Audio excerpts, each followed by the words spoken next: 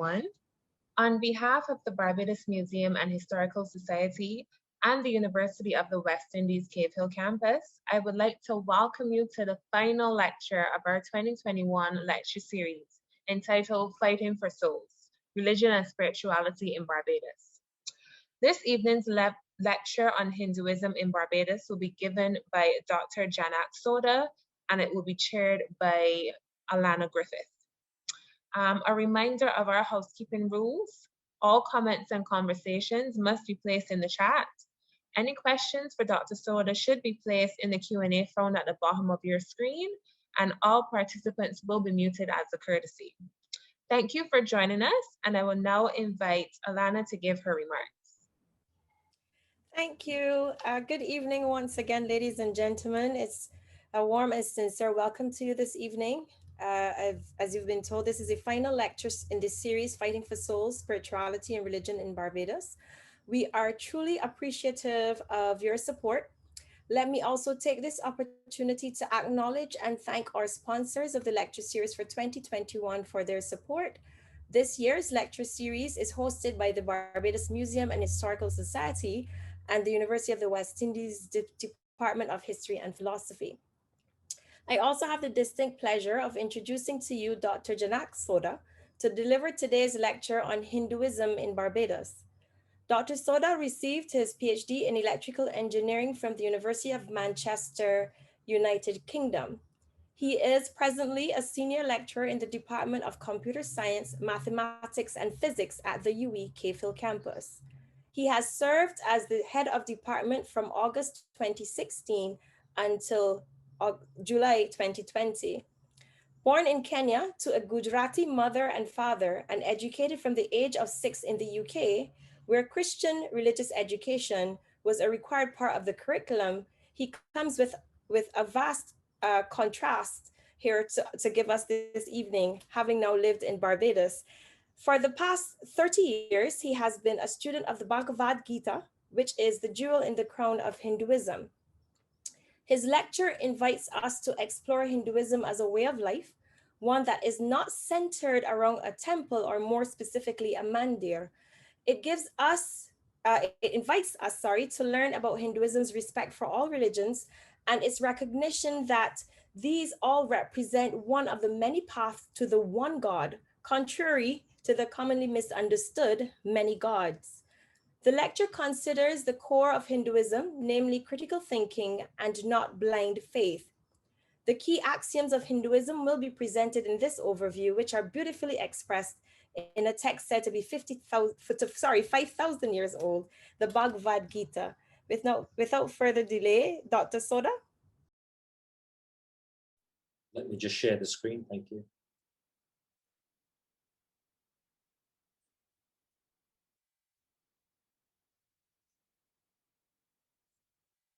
Okay, can you see that? Let me just put on my Yes, please. Sorry. One second.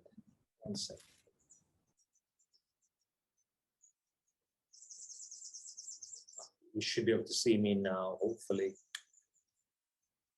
Yes, we can. All right, wonderful. Well, welcome everybody, and thank you for spending your time with me. Hinduism.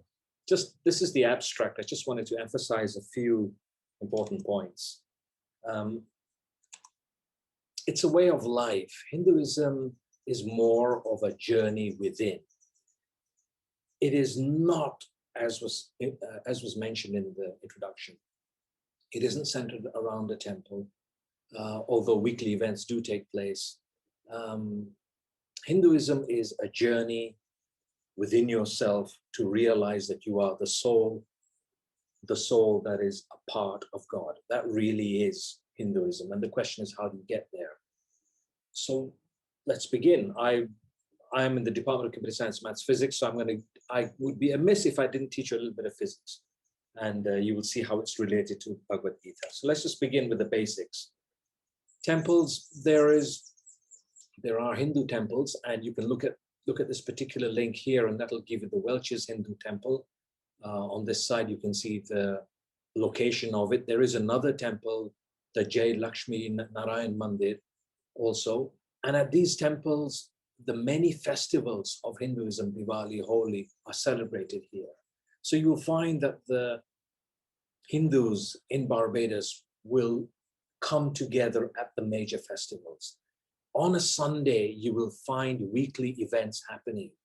And they're mainly to praise God, to attend a mandir is to still the mind. Mandir, it comes from the word dir, to still.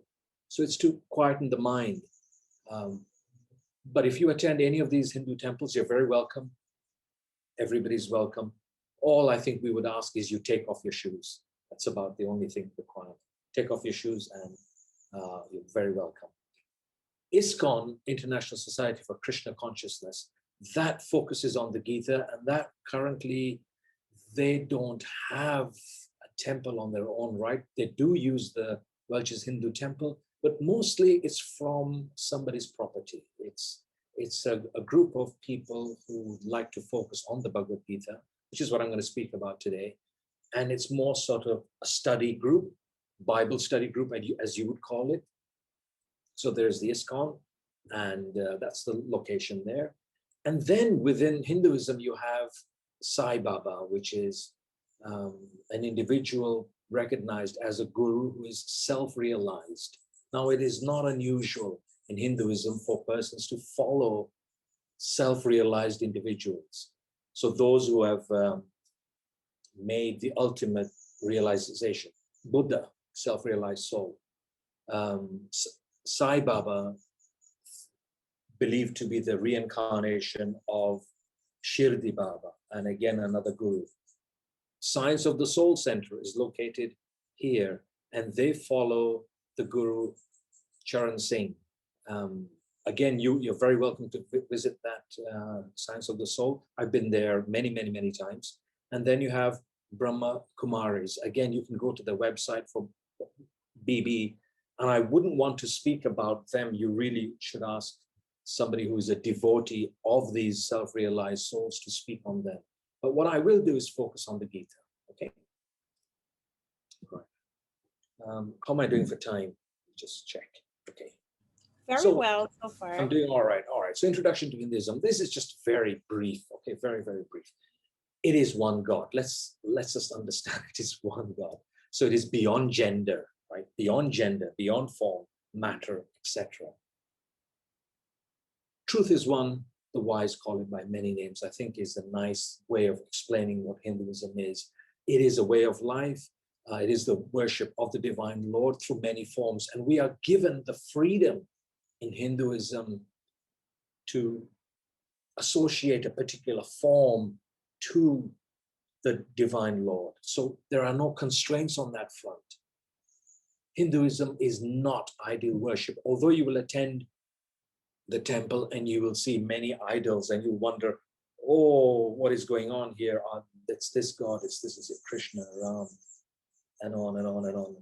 No, these images or statues represent a quality that we would like to recognize as a part of God. So, for example, Saraswati embodies learning, and you will see a picture of her, and you wonder, but what is going on here? I think you have to understand the core of Hinduism is that we are allowed in Hinduism to associate anything with God. I could pick up a blade of grass, and I know that it was created by the Almighty, and therefore I can recognize it as such, and I can use it as part of my means to achieve self-realization if I wish to. So it is not idol worship. It is one God. Let's understand that clearly. It is not a doctrine. It is not thou shalt not. You must believe in this, else you'll be damned. No, no, no, no. It is not a doctrine. It is a search. It is a inner search, a search for enlightenment through the study of scriptures. And I'm going to look at the Bhagavad Gita, which I believe is the jewel in the crown of all the scriptures, of which there are many. And self-realization is achieved through personal intellect, analysis, and experience. It is a personal thing. It takes place through prayer, through rituals that would mainly take place at home, And the ultimate aim is to rise above the physical form of life, to understand that this body is not you, but you are the soul that is within this. And I will speak about that a little bit more. But to understand your immortality as the soul and your relationship with the divine Lord. So it is not a doctrine. In fact, if you go back to the Vedas, the very last part of it, the Upanishads, you will find it's a conversation between a teacher and a student. Even in the Gita, there is no you must, none of that. This is the reasoning behind it. This is the science of life. And think about it and do what you think is right. That is the conversation between Krishna and Arjuna. And in fact, the picture, if you're looking at my particular video, there is Arjuna, there's Krishna. This is a very famous way of showing Krishna and Arjuna. Okay. Over here, hopefully you can see the pointer. So unlike other religions, worship is mostly at home, not a temple. I've made that point. And as I said, weekly events do take place. The Bhagavad Gita, if you translate it literally, is the song of God. It is the jewel in the crown of Hinduism. And a core of Hinduism is time and energy. So I'm going to begin with a little bit of physics. And I won't lose you. I think you'll appreciate that time and energy are the most important things. And you're spending time with me. And it is the most important gift that you could give to anybody. So what is time and energy? This is physics. This is actual physics. If you looked at, I'm trying to get across to you that time is not something that is fixed or constant. You can manipulate it. If you look at the rate of flow of time at the satellite, it's much faster than on the surface. And if you look at this particular YouTube video, it's a very famous, it's a very old experiment. It has been done multiple times where they took two atomic clocks, they put one on the mountainside, one on the earth. They predicted exactly the time difference, and lo and behold, there it was. And in fact, when you open up your satellite phones and you use your GPS, that time difference at the satellite and at Earth is taken into account. So time, the rate of flow of time is not a constant. Now, Einstein showed that time and space are intertwined. If you distort space, you distort time. Okay, let me say that again. If you distort space, you distort time. Now here, what you're seeing on this diagram here is planet Earth sitting in space.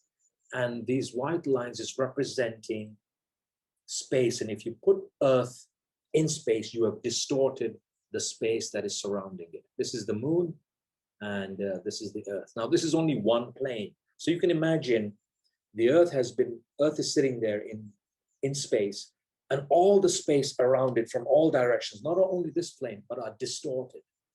As soon as you put a mass, like an object, anything, you put an object in a distorted space, it then moves. So if I took this Earth and I removed it, all these white lines would be a flat line. And you could put a mass would not move inside there unless it had the ability to distort it. So something as big as planet Earth is distorting the space. The Earth distorts space to create a gravitational force effect. It is modeled in physics as a force. It is not. It is a distortion of time and space, and it therefore creates the effect of a force. Physics is all about modeling, and it's an excellent model, and it will keep on working. But the reality of what's happening, as Einstein explained it, is that it is a distortion of time and space. And the more intense the gravitational effect, time slows down. Now, what has all this got to do with the Bhagavad Gita? Well, time, your soul, you are immortal. And one of the verses you will see is that there never was a time when you did not exist, and there never will be a time when you will not exist. You, the spirit soul within the body, is immortal. How does that relate to physics? Well, this is where we live. If you can see the Milky Way, that's the name of our galaxy. Our sun is round about here. And the diameter of this galaxy is about 125,000 light years. In other words, light would take 125,000 years to move across our galaxy. And our sun is a little blip within this. And if you look at this galaxy, it is one spiral galaxy. And at the center of it is a black hole. It is an enormous distortion of space and therefore time. So what I'm trying to get to you is that if you were a living entity at the center of the galaxy on this incredibly distorted place of space and time, time would stop for you. There would be no flow of time. And as you move away from the distortion, then time flows. So the point being is that time is, it can be manipulated. And as I will show you later on in the Gita, that we are immortal and there never was a time when you did not exist. And that is not a contradiction with physics. What you're seeing here are other galaxies. So each and every single one of these little stars, these little bundles of light is a galaxy, an entire galaxy. So there are billions and billions of galaxies. And this is one photograph taken in an inch by inch square by Hubble telescope in a part of the sky that they actually thought there was nothing there. And they looked at it and they found hundreds of thousands of galaxies. So it's important to understand that when we talk about the divine, the Lord, God, we're not talking about planet Earth. We're talking about a universe that is enormous. And we are but one of many species. As a child once said, if there is no life out there, then what a waste of space, right? What a waste. Of course, we are living on a planet around the sun. The sun is moving around the center of the galaxy at about 500,000 miles an hour.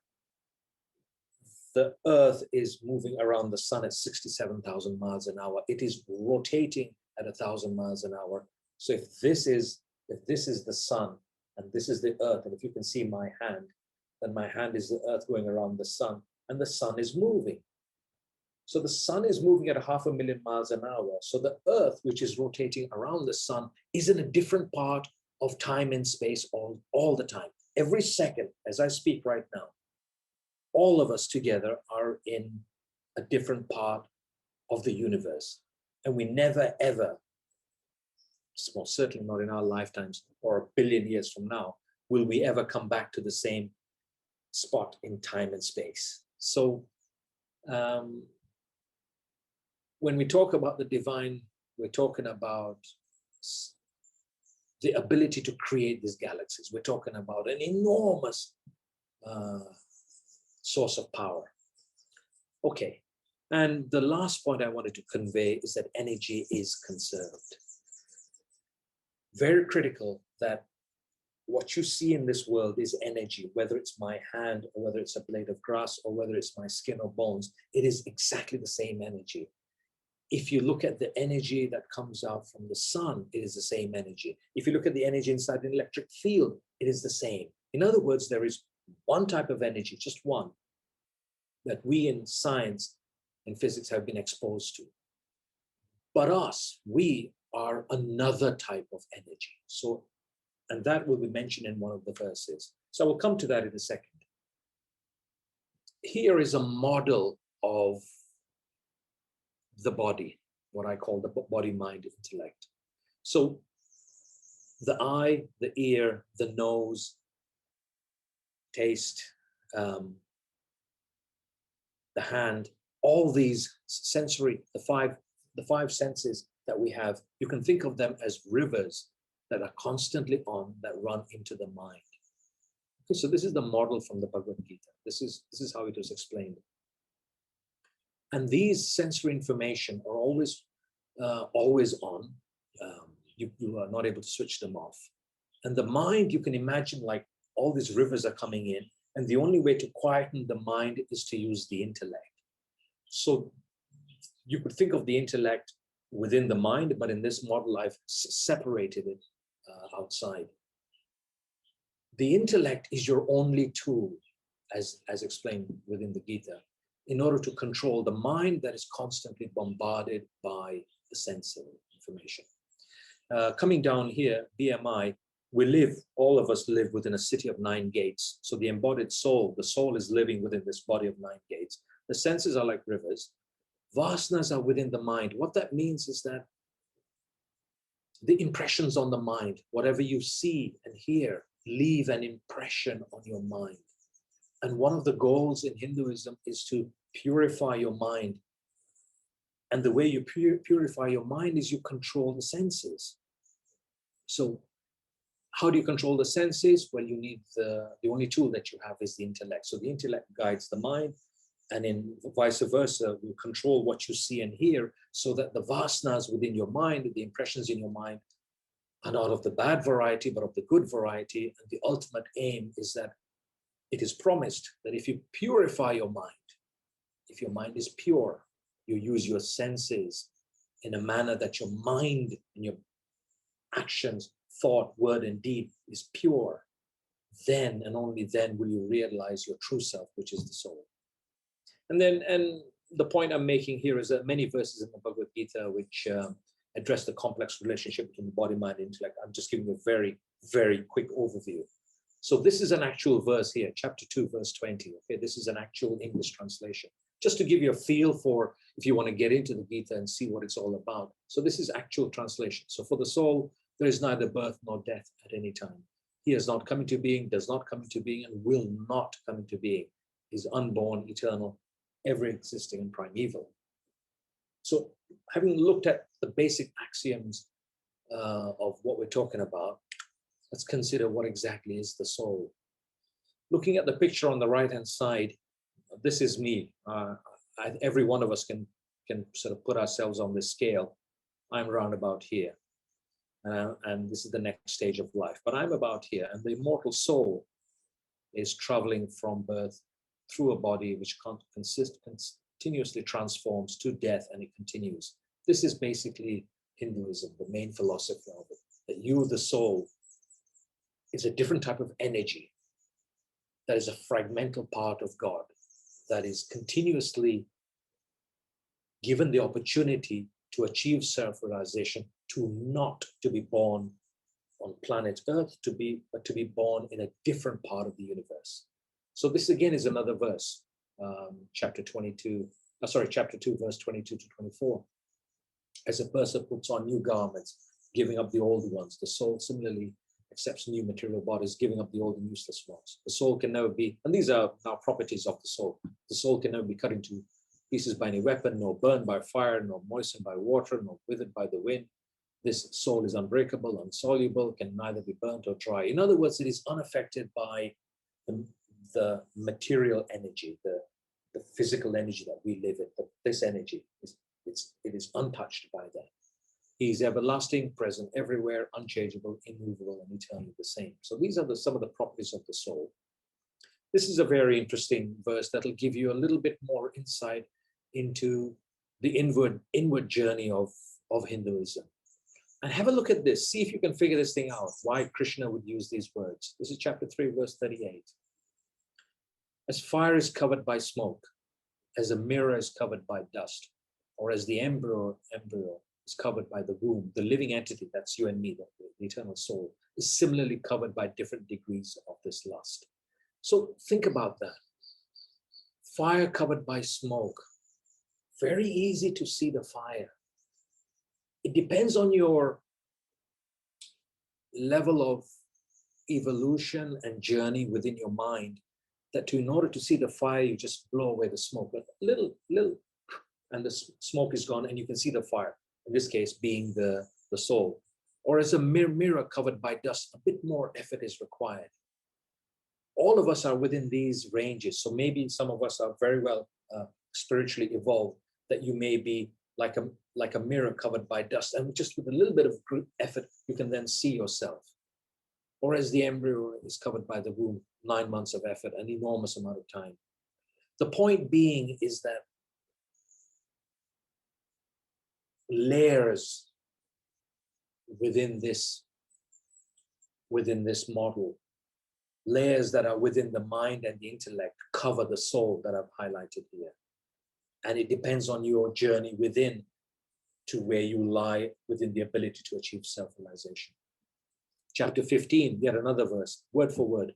The living entity, in other words, the soul, thus taking another gross body, obtains a certain type of ear. a certain type of tongue and nose, a sense of touch, which are grouped about the mind. And thus he enjoys a particular set of sense objects. So for example, an elephant will enjoy a certain type of ear, tongue, nose, and sense of touch, which are grouped about the mind. Any living creature in Hinduism, the soul, the Atma within is the same. By virtue of their evolution on this path that you're seeing on this right-hand picture, they will take birth within the human kingdom or the animal kingdom. So to be a vegetarian, it's got nothing to do with taste. It's to do with the fact that you have no right to kill a living entity that resides within a body and then consume it. And then to just for the taste, that you would consume, that you would kill, that you would rear animals and then kill them for the taste and to live and survive.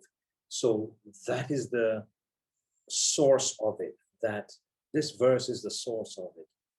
That every single living entity that you see, whether it be a tiny creature in the sea or a large animal, has obtained a certain type of ear, tongue, nose, sense of touch, grouped around the mind, and is enjoying a particular sense objects. The only difference between an animal and us is this thing here, the intellect. Our intellect is what separates us from the animal kingdom. But the rest of it is pretty much the same. They all enjoy the senses as we do. And they're all controlled by the mind as we do, as we are. But our intellect gives us the ability to control the mind, which in turn controls the senses, that allows us to focus and think about who exactly we are and what is the purpose of life. Okay, happiness. These are, I'm picking little interesting parts of the Bhagavad Gita and Hinduism. Happiness is something that we all strive for. If you think about it, most of the time, if not all the time, we're always trying to achieve a certain level of happiness, whether in the future or now. And if you look at these as steps of happiness, happiness at the level of the senses, at the level of the senses is very easy. And we all know how to become happy. You just eat a bar of chocolate. Right? Very easy. A little bit harder, but a bit more powerful, is the mind, which is referred to in the Gita as the sixth sense. The mind, you watch a movie, it's much more exciting than perhaps eating a bar of chocolate. Happiness at the level, there are different levels of happiness. Happiness at the level of the intellect, now I'm going up, is hard to achieve, but it's much higher. So for example, when I'm lost in research, I don't think about eating. I don't think about what's happening, and I'm lost in research, intellectual thought. I would wish it upon everybody, because you're completely lost and you don't know what's happening, and the hours go by, you look up and you think, my God, I lost the day, what happened? But that is an intellectual happiness that is wonderful, and it is most certainly beyond the mind and the senses.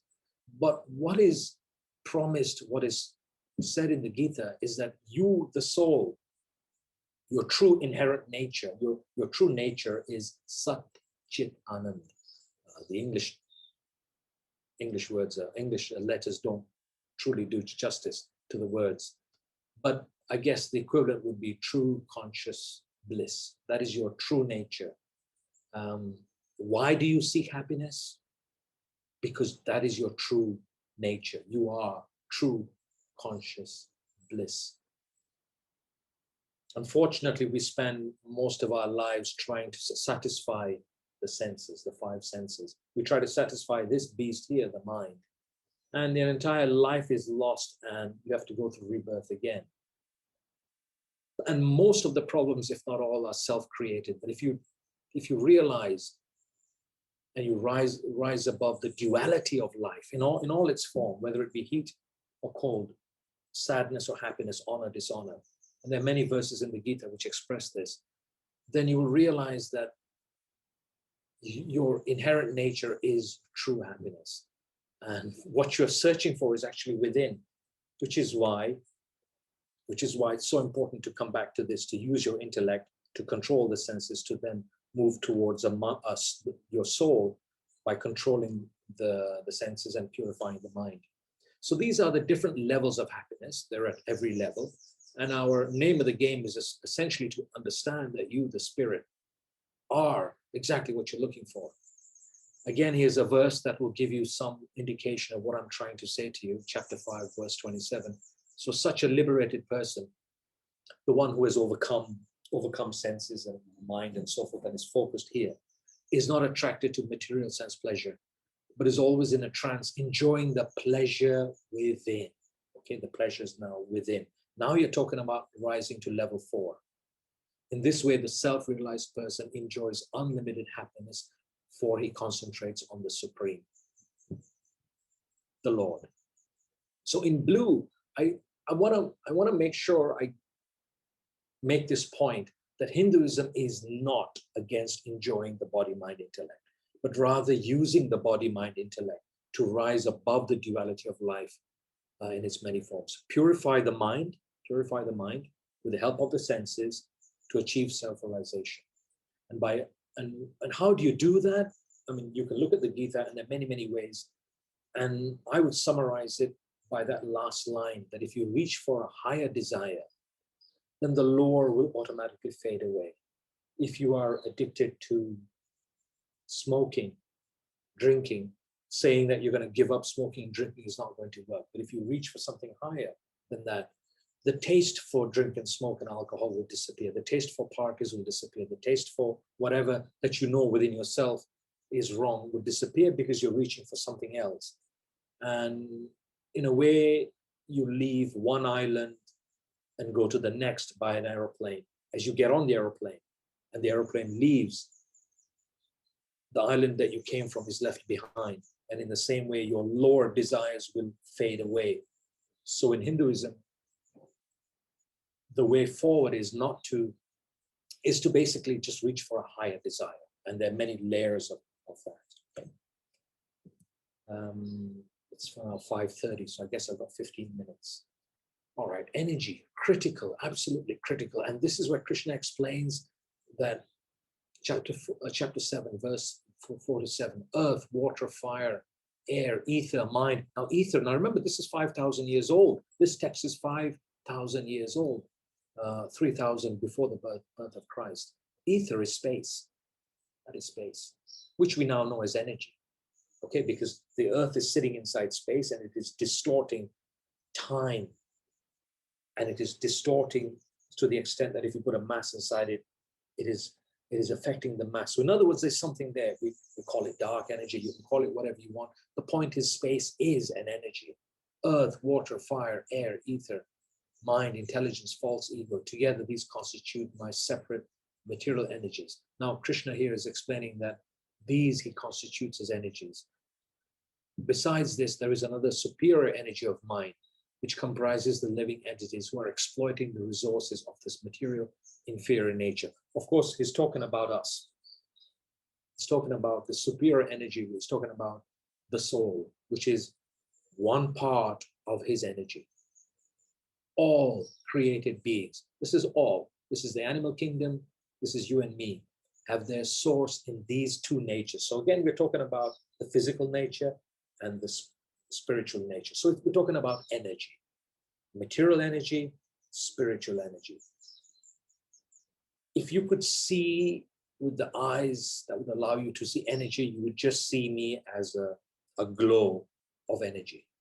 Whether it be my shirt, that's just pure energy. And if you go down to the level of the atoms, again, you could look at that as nothing more than a bundle of energy. Each electron is actually nothing more than a concentration of energy, which behaves as a particle. The point being is that if you could see with the eyes of energy, you would see me as a glow of energy, but you would see two different types of energy. You'd see me, the material energy, you'd see everything else around blur into one form of energy, of blur. And then you'd see a separate energy within that is like the sun, illuminating the body from within.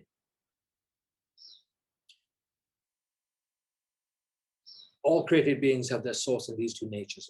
All that is material and all that is spiritual in this world know for certain that I am both the origin and the dissolution. There is no truth superior to me. Everything rests upon me as pearls are strung on a thread. If you look at pearls on a thread and you see the individual pearls, they will not exist in the line of of a necklace without the thread, and that is hidden. It's there, but it is hidden, and that is what is that is what has been spoken here. Chapter 10. I'm moving from chapter 7 to chapter 10. With a single fragment of my life, of myself, I pervade and support this entire universe. Prior to this particular statement, Krishna went into the universal form, went into how he exists within our universe, how the universe exists within him, how as the Paramatma, in other words, the super soul is a very lousy translation of it, but the super soul, as the super soul within the soul. So you've got the soul and then you've got the super soul as living within the body. And if you take all the individual entities and you look at the super soul within each, that is one way in which God exists within the heart of all living beings. And again, there's a verse speaking to that. But the point is that in one line, Krishna says that with a single fragment of myself, I pervade and support this entire universe. The abode, so now we're talking about heaven in Hinduism, and this is now spoken, this was spoken and recorded, and this is chapter 15, verse 6 and 8. And this is Krishna saying that the abode of mind, this is heaven as you would call it in English, is not illuminated by the sun or the moon, nor by electricity. Now that sort of makes sense, because you have the physical world in which all forms of energy, whether it be sun, moon, light, or electricity, are the same energy. But you can imagine that if there is a place where God resides, and those souls that have achieved realization and become a part of God, you can imagine that their existence would be in a different part. Whether it's this universe, I do not know. But the point is that abode is not illuminated by the sun or the moon. And one who reaches it never returns to this material world. Again, this material energy, this physical energy. The living entities in this conditional world, in other words, you and me, are my eternal, okay, now we're talking about time again, fragmental parts. It's a very, very important statement. So we, the souls, are fragmental parts of the eternal, the divine Lord. And due to conditioned life, and there's an enormous number of verses which talk about that, the modes of nature, of how our mind is constrained to always think of something, how we continuously move between three modes of nature. And most certainly, this is not the forum to talk about it. But due to conditioned life, because the soul is now embedded inside the city of nine gates, the conditioned life, they're struggling very hard with the six senses, which include the mind. So the mind is referred to as the sixth and most powerful sense. The living entity in the material world, in other words, this physical world, carries its different conceptions of life from body to another as the air carries aromas. So as the air carries aromas, we carry this different conception of life, whether it be a dog or an animal, have a different conception of life, whether it be a fly or whether it's us, we have a different conception of life. And living entities continue on this struggle. So I thought, let me talk about heaven and hell. There are many, many things that we talk about, and I thought heaven and hell would be interesting to this audience, because heaven and hell are very critical parts of Christianity. So there are many verses, numerous verses, which make reference to heavenly planets for pious living entities. The promise is made that if you are able to achieve self-realization, and depending on your level of realization, you'll end up at the heavenly planet or with God. You'll actually be with God in his abode. I keep saying he and his, but you should understand that there is no he, there is no gender, but it's easier to refer as he. Chapter 8, verse 16, from the highest planet. Now this is, now look at this reference at 3,000 years before the birth of Christ. From the highest planet in the material world down to the lowest, all are places of misery wherein repeated birth and death take place. But one who attains my abode never takes birth again. Again, those who achieve heaven, as defined in Christianity, would never take birth again. So from the highest planet, whichever part of this magnificent universe you are born in, you are not able to break free from the modes of nature. and you cannot escape the cycle of birth and death. And that process is going to continue. And there are verses which speak to this. Let's talk about hell, or in between. Those situated in the mode of goodness gradually go upward to the higher planets. And this is a statement that is difficult to explain in this context, because you have to understand what are the modes of goodness, passion, ignorance. But they gradually go upward to the higher planets, and those in the mode of passion live on the earthly planets. That's you and me. And those in the mode of ignorance go down to the hellish worlds, and that would be the animal kingdom. So in Hinduism, hell is right here and now. Chapter 16, thus perplexed by various anxieties and bound by a network of illusions, one becomes too strongly attached to sense enjoyment and falls down into hell. Let me just go back to the body mind. I'm on 9. I'll come back to that in a very quick second. The mind, you can think of, a nice way of thinking about it is a boat on the ocean. And you can think of these as the wind, and the wind can be so powerful that it will carry away the boat on the ocean. You can almost think of it like that. It is that difficult to control the mind. And if you are unable to use your intellect to control the senses and therefore calm your mind and purify it, you will then enter what in Hinduism we would call hell. So what is that hell? It's written right here, chapter 16, verse 20 to 21. Attaining repeated birth among species of demonic life, such persons can never approach me. Gradually, they sink down to the most abominable type of existence. There are 3 gates leading to this hell. So 3 gateways to this hell: lust, anger, and greed. And this word here does not encompass the true meaning. If you want to understand it, one way to think about it would be what a drug addict would feel if they're off drugs. There's a part of that inside there, that addiction, that luster, that, again, there are many, many English words you'd have to combine in order to get the true translation of it. But I hope I'm making sense. But there are 3 gates to that. It is lust, it is anger, and it is greed. Every sane man should give these up, for they lead to the degradation of the soul. And once the soul is degraded, it then moves from the human form into the animal kingdom. And within the animal kingdom, it moves to lower forms of life. And beyond that, it becomes very difficult to then move upward. Okay, it is now close to 5:43, so I've got about 2-3 minutes, and I'm on my last slide. So I want to thank you. And you notice this picture on the side like that, and you'll see that in Hinduism. What's really happening is that when we do that, your 5 senses and your mind and other person's 5 senses, so you're acknowledging that we are coming together, our senses, body, mind are coming together, and you are acknowledging the soul that is within the person. So when you do that to somebody, it is not the person, but it's the soul within. So I acknowledge you, the soul within your body, mind, intellect. Hinduism, this is an excellent wiki resource on all the various facets of it.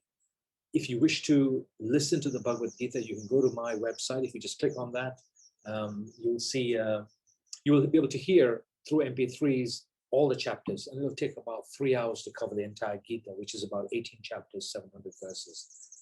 There are other gems to look for. I've given you some of the gems I thought that would interest you. How God is in everyone's heart, and that is explained. The 3 modes of nature, again, a very exciting topic with many, many verses devoted to it, explaining nature and how you are the conditioned soul within your body. And finally, I hope this presentation has given you a small window into the world of Hinduism, which again, I emphasize is a journey within. So it's not out there, it's actually within. And I'll say it once again, the aim is to use your 5 senses to purify the mind by controlling what you see, hear, touch, taste, and so forth. And here, you purify the mind. And the promise is that with a purified mind and the right intellect, you will then realize that you truly are an immortal soul sitting within this body that has a very short time to live. On the scale of planet Earth and the universe. And when you look up in the stars tonight, when you look at the stars, and the light from one of the stars has taken 50,000 years, 1,000,000 years to reach your eyes. The next time you see a star, you're looking at thousands and thousands and thousands and thousands of years into the past. And you have come and long gone, and the entire civilization of humanity has come long and gone. And the light from the star has not even got to our galaxy as yet. All right, I think I'll end it there to give you time for questions and answers. Should I stop sharing? I don't know if anyone Okay. will want you to go back to any slides, so you could possibly keep it up for a bit. I'll leave it there. That's probably Yeah. the most important Thanks one. so much, Dr. Soda. Very I welcome. now open the floor for questions and answers. It was a very interesting and engaging presentation. If you wish to, I'm getting some kind of feedback. If you wish to pose a question, you can feel free to do so in the question and answer section in the Zoom platform. And for those of you watching on the live stream via Facebook, you can place your questions in the Facebook comments, and the questions will be put to Dr. Soda on your behalf for the live response. So if you have any questions, you can place your questions and comments in the questions and answer rather than the chat. And if you have any greetings or just comments that you want to make in terms of commendations, you can do so in the chat. But we're going to use the question and answer feature in the Zoom. And for those of you on Facebook, you can place your comments and they will be passed on to Dr. Soda for the live session. Any questions? I'm not seeing any questions as yet. So Dr. Soda, in terms of Hinduism in Barbados, is there any record of when the first Hindus would have began practicing, or people would have began practicing Hinduism in Barbados? Hinduism is a part of our being. So the first time they came to Barbados, Hinduism is at home. It's very important to understand that you need not visit a temple ever. Hinduism it began the day Hindus landed in Barbados. And if you attend any home, any Hindu's home, you will find an altar. You will find a place in the house that is kept very clean, where there will be an altar, where there will be the Bhagavad Gita, there will be idols and statues and so forth, whatever is necessary, whatever it takes for yourself. And there are many rituals which sort of help still the mind, improve your intellect. And there are weekly sessions where people come and discuss verses from the Gita, like in the ISKCON or at the temple. And we'll take a little verse and try to pull it apart and fully understand it. But Hinduism began the day Indians landed in Barbados, because it's at home. It is not physically out there. Okay. Thank you for that. I still don't see any. I think everybody else is too frightened to ask a question or did not understand a single word. Maybe you didn't understand. Did anybody understand anything? Can I at least get an acknowledgement that what I did say didn't make sense, even if you didn't agree with it? So I don't know if people want to place their questions in the question and answer segment, the link for Dr. Soda. And for those of you watching via the live stream on Facebook, you too can send your questions to be answered live by placing the questions in the comments now that we're still here online. I particularly liked your discussion and your coverage of energy and linking it to physics, where you always hear that is neither lost nor gained. It's just, is a constant motion and very much going through how the soul evolves and linking that back to a continuous process. And yes, I found it very, very enlightening.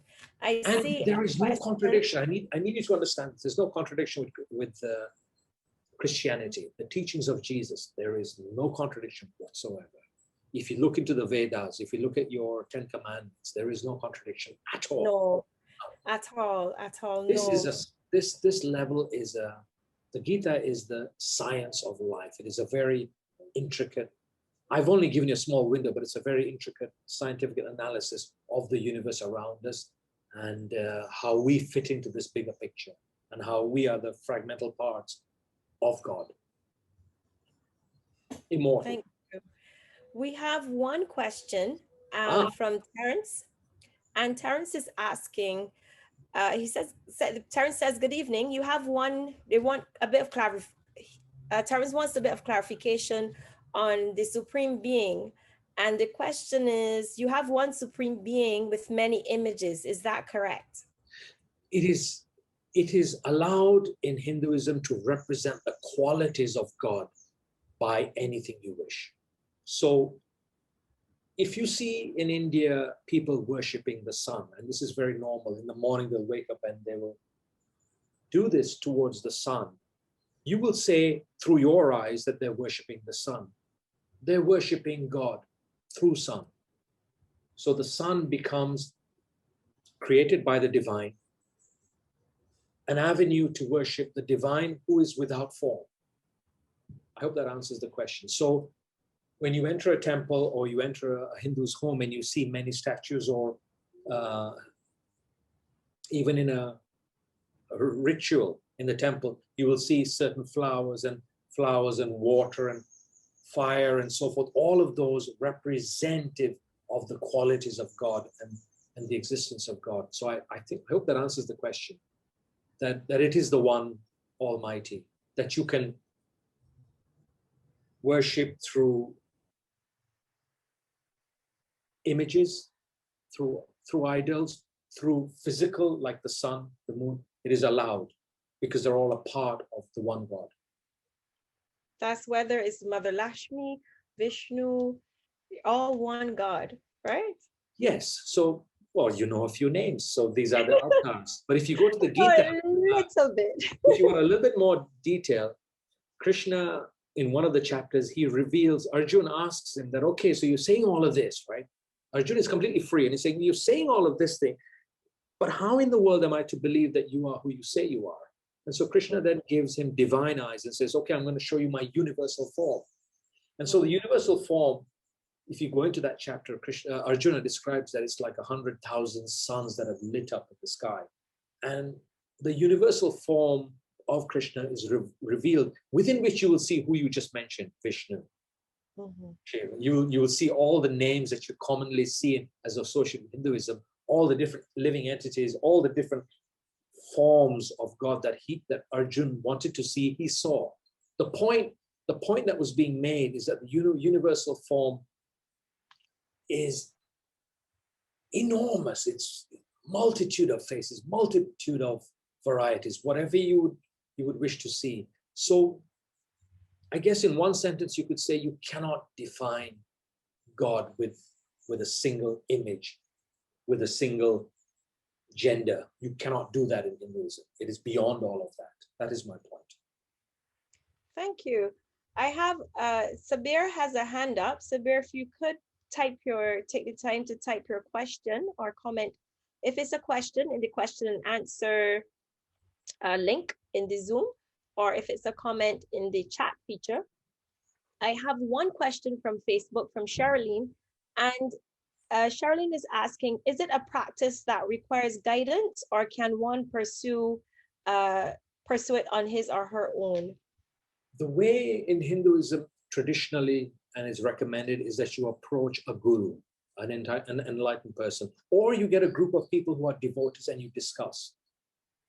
You can do it on your own. You can go to my website, you can listen to the Bhagavad Gita, and then you will very quickly find that there are millions of people around the world, different groups of people who you can then communicate with and discuss and evolve, depending on your level of ability.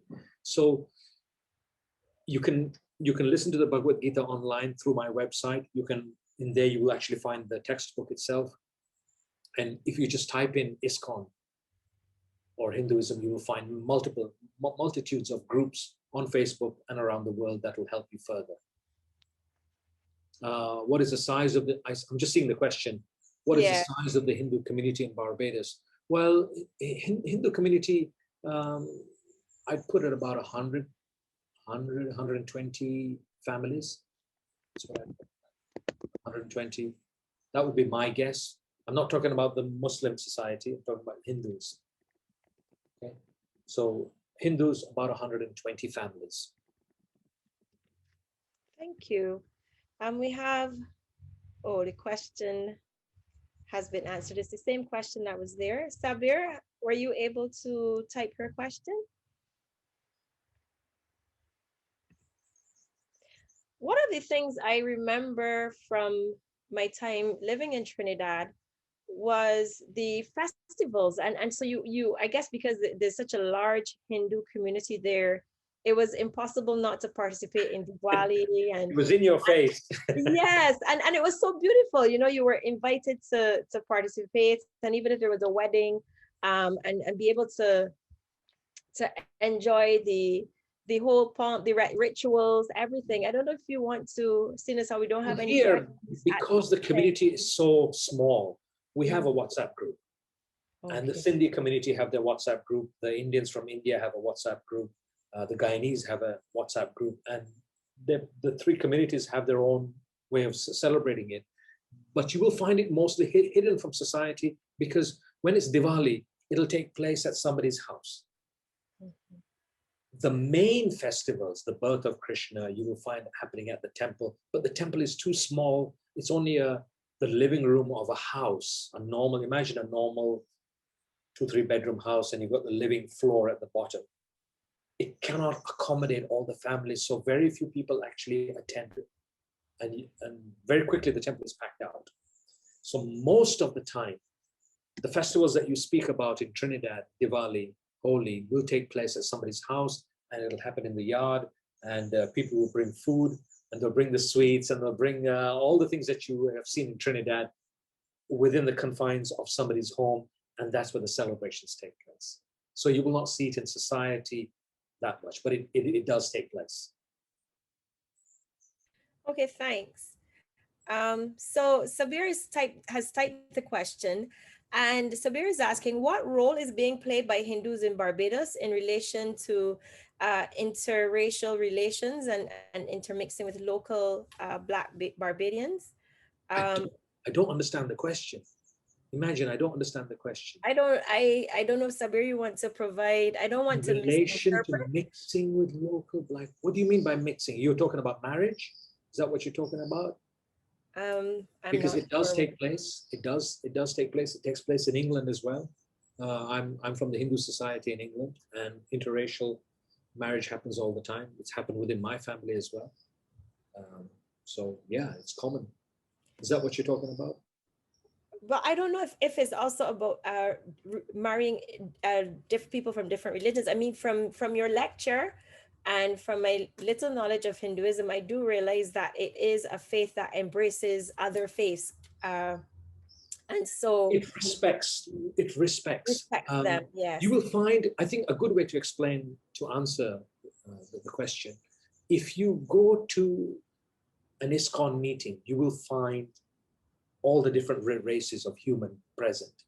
Mhm. There is no distinction. If you are a follower of the Gita, if you're a follower of Hinduism, there is no distinction that, oh, you are Chinese, or you are Black, or you are white. No, that doesn't even come into the picture at all. And in fact, if you look at Hinduism and ISKCON, Mhm. the majority of the teachers are white because of the way in which they came from America. And ISKCON exploded in England and in America. There is no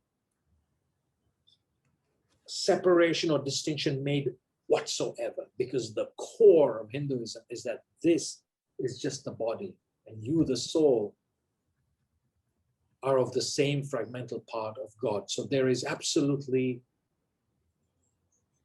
nothing that deals with, well, they're of a different race, so we should not mix. None of that is a part of Hinduism at all. Sabir had also made the point that there are about 350 Hindus in Barbados. I think you did say the number of households I think, well, if you divide that by 3, you probably get 120. Yeah, households. Any Or more does he mean questions? families? We still have plenty of time for question and answer, and I don't want to be accused of having a personal conversation with Well, maybe Dr. it was a Sola. So bit if too you have much, any, or maybe I don't think so. Questions or comments, don't forget we have the question and answer feature. For those of you joining us on the Facebook live stream, please feel free to raise your questions or comments in the comment section, and they will be forwarded to Dr. Soda. I don't see anything. Sabir, were we able to capture your question accurately, and was Dr. Soda able to give you the response to clarify that for you? You can always feel free to expand on your question in the question and answer section. we have 17 participants. They must be afraid. It's the only thing I can think I of. don't think so. They're I'm actually not afraid. sure They're how many sitting people we have afraid. joining us on the Facebook live. I'm certainly happy about learning about your webpage where you have podcasts of the Yes. Gita. I can share it if you wish. I can stop the share and go into that if you wish.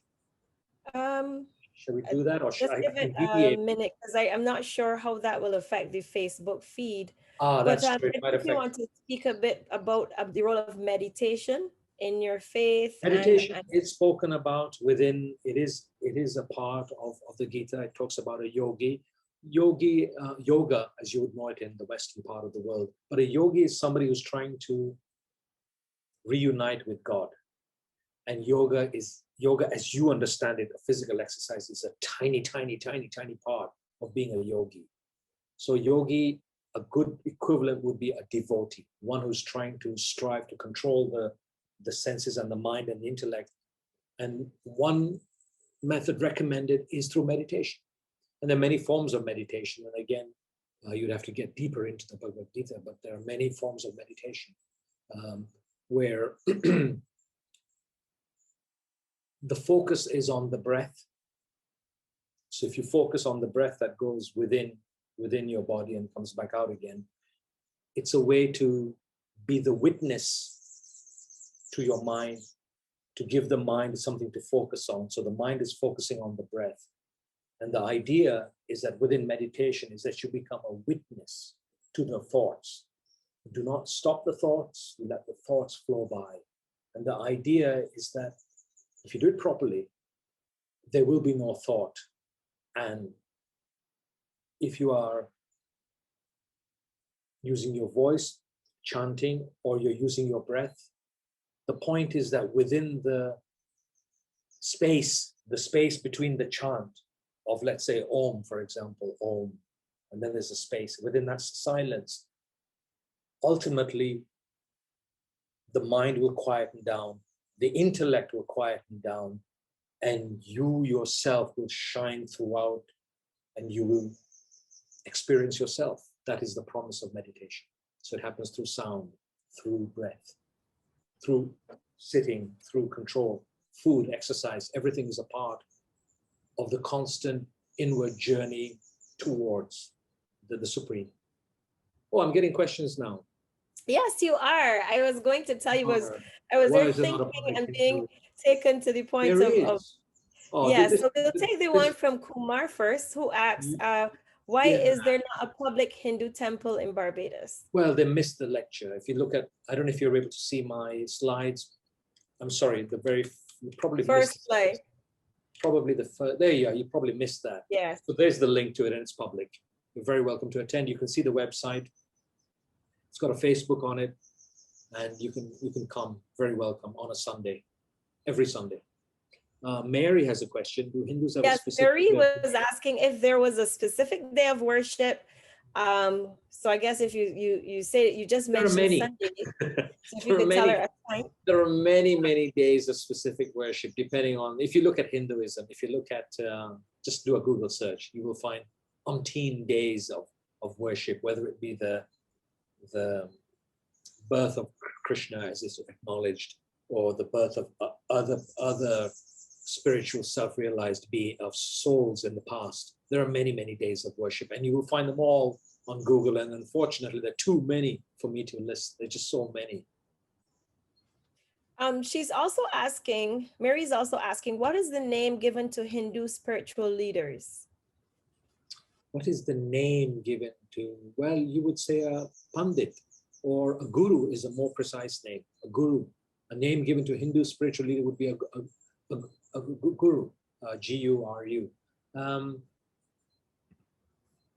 Again, there are many such spiritual leaders on the planet. That they don't exist. They're not visible in Barbados, but in India and in America, there are the Krishna society. Then there is another society of another spiritual leader. There are many of them. Jagat Guru is somebody that comes to mind. Again, is on the website. Of course, names escape me, but there are many. I didn't. If you contact me afterwards, I can give you the names of some of them, if I remember. Okay. Have you shared, does that slide, I don't know if you want to share, type your email address that you wish to be contacted via in the chat, Dr. Soda, so that if there's anyone who wants to contact you for further there you are. You can see my email now. Can you see it now? For some reason, you can't see the full page? I am not seeing the full thing. Okay, let me I know stop. it'd be pretty straightforward, but I'm not able to type anything because I've got the screen share. Let me stop the share. Okay, let me put it. Would it be janet.soda at UE at Caveville? At caveville.uwi.edu. Yeah. So my first name, JANAK.SOD. At caveville.ue.edu. At caveville.uwi.edu. Yes. But for those who can see the full screen, they should be able to see it. I was hoping you would see the full screen. I don't know if it's on my end because of how I have I've put it in the chat so everyone can see it.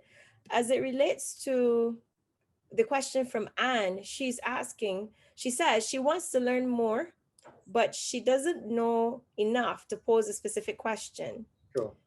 She's asking, are there any more details that can be shared about Hinduism? Sure. So again, it's on the last page, right there. Just do a wiki search on Hinduism, and you will find wonderful summary of what exactly is Hinduism, what are all the origins, scriptures. And if you go to my particular website, then you will see a link to the Bhagavad Gita. You click in there, you will see our equivalent of the Bible. The equivalent of the Bible is the Bhagavad Gita, and you can read it, you can listen to it, and listening to it will take you fully in its entirety, 18 chapters, about 3 to 3.5 hours. But it's in small bites, so each chapter is separated by an MP3 file, and you can listen to each MP3 file as you wish. And that's where I would start and see if you're able to make progress. We have one more question, just as I was about to ask you about this word everyone uses, not realizing is actually attributed to Hinduism, and that's karma. But we'll come to that once we take the question from Kavitha. And Kavitha is saying every Hindu temple in India has worship ceremonies called puja morning, noon, and evening every day. Is that done in the temple in Barbados? Yes, of course. Yes. Yes. So if you go to the Welch's Hindu temple, that happens. Yes. Okay. So I think we've answered all questions there so far. So I don't know if you want to tell us a bit about karma and how the Atman or the soul achieves this a bit more for those who may have missed it, that liberation, but really and truthfully karma, how that accumulation of positive karma actually is essential to understanding that process, that energy as it moves through the cycle. Well, that's an entire topic on its own, which I didn't mention here for a good reason. Karma, action, the law of karma. It takes time, but in a very quick way. Depending on how you control within the mind, depending on how, depending on the purity of your mind or your state of mind, it generates a certain type of thought. Tell me your friends and I'll tell you who you are. Show me your thoughts and I'll tell you who you are. That's what I'm trying to get at. And depending on your thought, the thought then dictates your action. So karma is pretty much, you made your bed, you lie in it. Depending on how you use your senses, your mind is going to be affected. You're going to have impressions on your mind, which will then generate thought. That thought will lead to action. And if you're unable to move upward, and there are many, many qualities of a yogi, qualities of a person, a spiritual being, as described in the Gita, if you're moving to becoming a better and better person, then the reward at the end, as explained in the Gita, is that you will not be born again in this life as a human being, but in a different part of the universe on a heavenly planet. And ultimately, if you're able to achieve the ultimate, then you go to, as you would refer in Christianity, as heaven. I hope that answered the question. The ultimate In a liberation. very quick Thank way. you. Yeah, in a very, very quick way. So we have a question on Facebook from MC. And MC is asking, can you tell me how idols are used in Hinduism? Yeah, idols is the same way. I can give you an idol. Look outside at the sun in the morning. When you look at the sun, that's a good example. When you worship the sun and you acknowledge the Almighty, the life-giving source of energy that is keeping everything alive, the sun is a means to an end. An idol is a means to an end. It is not, let's get this right, it is not idol worship. I'm going to go back again. Let's go back again. Hinduism is not idol worship. Okay? It is a means to an end to acknowledge a quality in nature, or like learning or truth or strength. All of those idols are assigned to different qualities. That is how they're used. So in other words, to answer your question, the idol is simply a means to an end. That's all it is. Nothing more. Thanks, Dr. Soda. We have a question from Kumar on Facebook as well. And Kumar is asking, do you have, or do you do rather, any public Hindu events? Again, I point you to page 2. Let's go back again. Point you to this particular website right here, Facebook, Welch's Hindu Temple. There you will see a listing of all the public events. So you just, if you can search for that, you will find the answer to your question. Yes, there are public Hindu events, and they're listed there. Dr. Soda, on the going back to the issue of idols, and I wouldn't really say idols, but I think one of the misconceptions sometimes people have is about how you define your sacred from your profane. And so quite often, some things that you have defined as sacred, for example, you always hear people say that Hindus worship cows, and I am not a Hindu, but it usually infuriates me. Yeah. And you know, it's really out of ignorance. So I don't know if, as we don't have any ignorance. questions right now, if you want to just spend a bit of time telling us about the sacred versus profane, a bit about that. It is pure ignorance. If you understand the axioms of Hinduism, if you understand this, then you will understand why all creatures are revered. All creatures, not necessarily cow. The only reason cow is singled out is that within the lifetime of Krishna, he was a cow herd. He was a person who took care of cows, and therefore they're given a special status. And this is a human intervention. It's a human thing. So it is not a part of the Gita. The Gita actually asks you to see. In fact, there's a verse I wish I could find, but it actually says you should see the dog eater, the elephant, you, the soul, the spiritual guru, as exactly the same. And why would that happen? Is because the living entity, you, the soul that is within the body, whether it be of an animal or a human, is a part of God. And therefore you should, if you are truly evolved as a Hindu, you would see all creatures the same and would treat all with respect, ideally. That is the promise in the Gita. Thank you for that, Dr. Soda. We have another question from Charlene. And Charlene is asking, are there any notable Hindus that we may be familiar with by name? Buddha. Buddha was a Hindu. when he achieved self-realization, he was asked a question. So how are you? And his response was, I'm now awake. Buddha achieved enlightenment. And his philosophy is based on very much body-mind intellect philosophy that you see here. But yeah, Buddha, I guess, is the most famous Hindu that you know. Thanks for that. I'll just see if we can keep it going. Don't forget, you have some more time. You can still feel free to pose your questions in the question and answer section for those of you using Zoom and joining us via Zoom. And for others joining us via the Facebook live stream, please feel free to pose your questions or comments in the comment section, and they will be posed to Dr. Soda. I wanted to ask you, coming back to Hinduism in Barbados more specifically, given that there's such small numbers, are there any efforts, concerted efforts at trying to recruit other persons or No. I wouldn't want to say proselytize, or no, Hinduism is completely against that. To convert somebody is completely against pure Hinduism. It is not, it is just not done. It is not done. You are on your own path.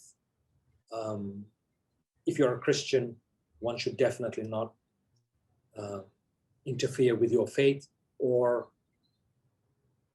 lure you towards Hinduism. No. It is a personal journey. It has got nothing to do with trying to convert anybody. It is completely against that. Utterly. Thank you. Any more questions or comments for Dr. Soda? I think I see one just popping in from Kumar. And Kumar is asking, what is being done to consistently educate people in Barbados about Hinduism? Well, that is a question you should have for your history department and your religious department and your religious schools. You're looking at me, I'm a lecturer, I'm a student of the Gita for 30 plus years, lecturing physics, electronics, mathematics. I'm not part of the education system where they teach religious studies, so it's completely out of my hands. I honestly don't know the answer to that question.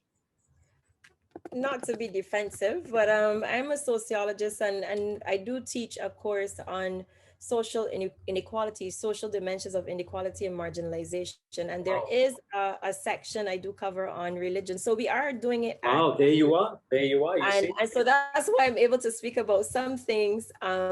Wonderful. Or even in terms of the role of religion in perpetuating different types of inequality and of course conflicts or inequalities amongst religious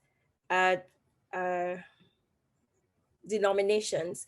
I have a question from Mary, and she's asking if Feng Shui is a Hindu practice.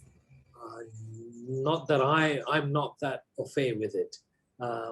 There are, if I understand what you're saying, you have to understand that Hinduism's, it's like an octopus.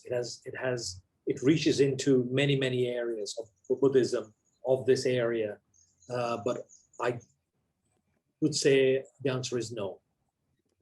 Not in the true sense from the Bhagavad Gita, no. I can only speak to the Gita. But Hinduism as a living entity, it's always evolving. It's always moving forward. So I cannot answer that question.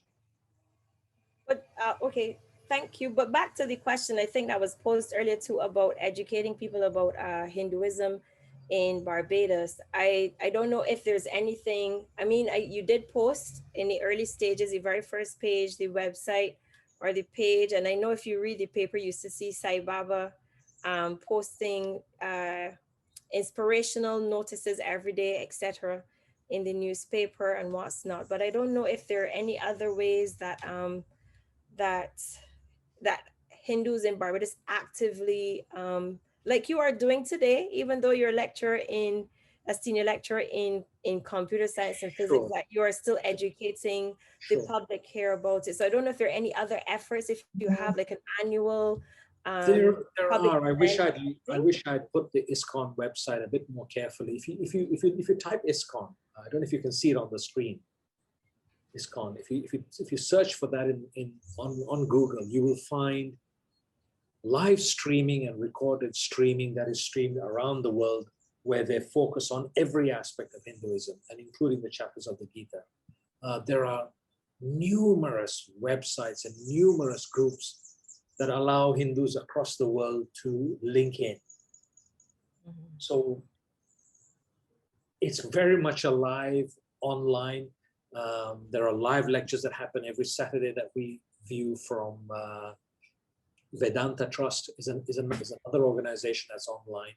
So I guess if somebody wanted to know those links, send me an email. I can then revert back with some of the key links that will get you started into this very wide-ranging network that is a part of Hinduism.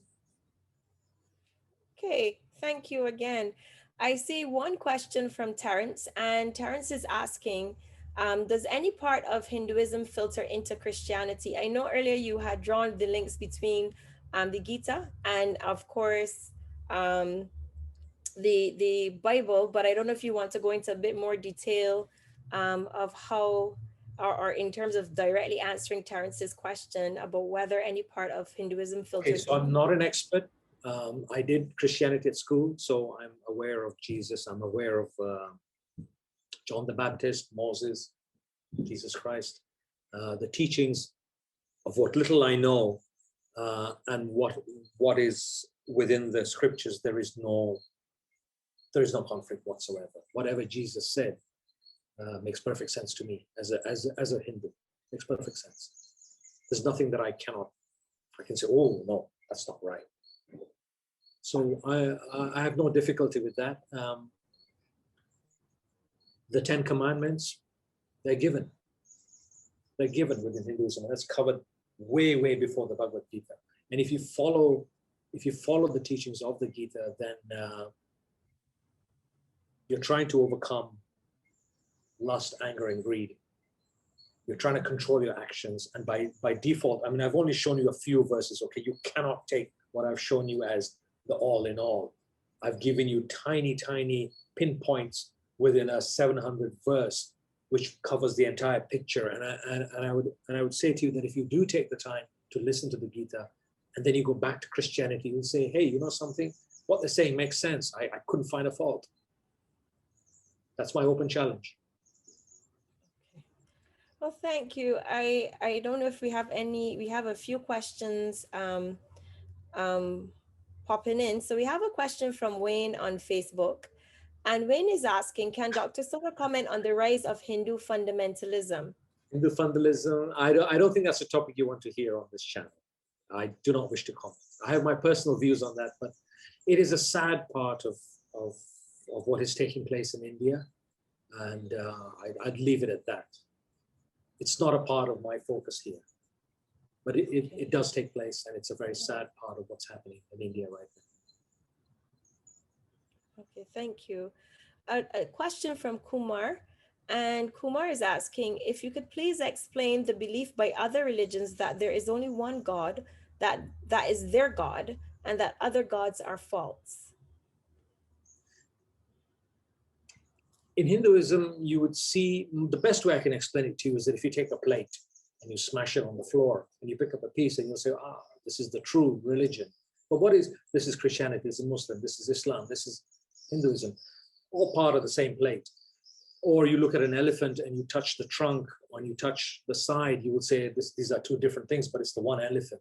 The point being is that religion is the starting point. It is not the be and be all of everything. It is just a mechanism by which humans are able to evolve further spiritually.